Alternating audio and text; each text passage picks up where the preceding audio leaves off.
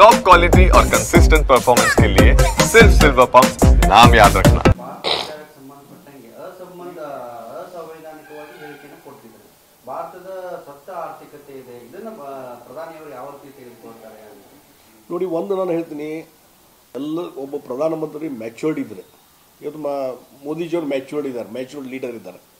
ಅದಕ್ಕೆ ಯಾವ ರೀತಿ ಉತ್ತರ ಕೊಡಬೇಕು ಅಂತ ನಾನು ಬರೀ ಬಾಯಿ ಮಾತಿಂದ ಉತ್ತರ ಕೊಡೋದಲ್ಲ, ಕೃತಿಯಿಂದ ಉತ್ತರ ಕೊಡಲಿಕ್ಕೆ ಸಾಧ್ಯತೆ. ಅದನ್ನು ಮೋದಿಜಿಯವರು ಮಾಡ್ತಾರೆ ಡೆಫಿನೆಟ್ಲಿ. ಈಗ ಮಾನ್ಯ ರಾಹುಲ್ ಗಾಂಧಿ ಹೇಳಿದರು, ಇಲ್ಲ ಟ್ರಂಪ್ ಸುಳ್ಳು ಹೇಳ್ತದ ಅಂತ ಹೇಳ್ರಿ ಅಂತೇಳಿ. ಅವ್ರು ಹೇಳ್ದಂಗೆ ಹೇಳ್ಬೇಕು. ನಾವು ಒಂದೇ ಮಾತನ್ನು ಹೇಳಿದರು ಮೋದಿಜಿಯವರು, ಏನಂದರೆ ಈ ಯುದ್ಧ ನಿಲ್ಲಿಸಿಕೆ, ಪಾಕಿಸ್ತಾನ ಜೊತೆ ಯುದ್ಧ ನಿಲ್ಲಿಸಲಿಕ್ಕೆ ಇವತ್ತು ಜಗತ್ತಿನ ಯಾವುದೇ ಲೀಡರು ನನಗೆ ಹೇಳಿಲ್ಲ ಅಂತ ಹೇಳಿದರು. ಅದರಲ್ಲಿ ಟ್ರಂಪು ಬರ್ತಾನೆ.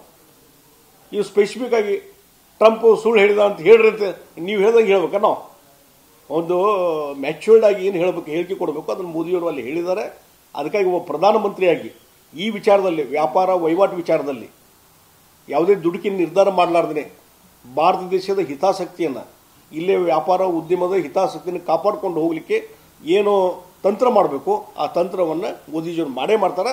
ಈಗ ಟ್ರಂಪ್ ಆ ಹೇಳಿಕೆ ಕೊಟ್ಟಿದ್ದಾನೆ, ಈ ಹೇಳಿಕೆ ಕೊಟ್ಟಿದ್ದಾನೆ, ನಾಳೆ ಮತ್ತೊಂದು ಹೇಳಿಕೆ ಇರ್ತದೆ ಟ್ರಂಪ್ ಅವ್ರದ್ದು, ನಾಳೆ ವಿಡ್ರಾ ಮಾಡಿಲ್ಲ ಅಂತ ಹೇಳ್ಬೋದು. ಅದಕ್ಕಾಗಿ ಟ್ರಂಪ್ ಅವರ ಒಂದೇನಾಗಿ ಚೈಲ್ಡಿಶ್ ಆಗಿದೆ ಹೇಳಿಕೆಗಳು, ಭಾಳಷ್ಟು ಯಾರು ಗಂಭೀರವಾಗಿ ತೆಗೆದುಕೊಳ್ಳೋದಂಥ ಪರಿಸ್ಥಿತಿ ಬಂದದ್ದು ಟ್ರಂಪ್ ಅವ್ರದ್ದು. ಆ ರೀತಿ ಪರಿಸ್ಥಿತಿ ನಿರ್ಮಾಣ ಆದಾಗ ಹಿಂದೆ ಬಿಗಿನಿಂಗ್ ಅವ್ರು ಅಧಿಕಾರಕ್ಕೆ ಬಂದುಕೊಳ್ಳಿ ಹೇಳಿದರು, ಆಮೇಲೆ ವಿಡ್ರಾ ಮಾಡಿದರು, ಸ್ಟೇ ಮಾಡಿದರು. ಈ ಮತ್ತೆ ನಾಳಿಂದ ಇವತ್ತಿನ ಜಾರಿ ಅಂತ ಹೇಳ್ತಾರೆ. ಅದಕ್ಕೆ ಅವ್ರದ್ದು ಏನಿದೆ ಅವ್ರು ಮಾಡ್ಕೊಳ್ಳಿ. ಆದರೆ ಇಡೀ ಜಗತ್ತಿನ ಅಮೇರಿಕ ಒಂದೇ ದೇಶ ಅಲ್ಲ ವ್ಯಾಪಾರ ಉದ್ಯಮ ಮಾಡಲಿಕ್ಕೆ, ಬೇರೆ ಬೇರೆ ದೇಶಗಳಿದ್ದಾವೆ.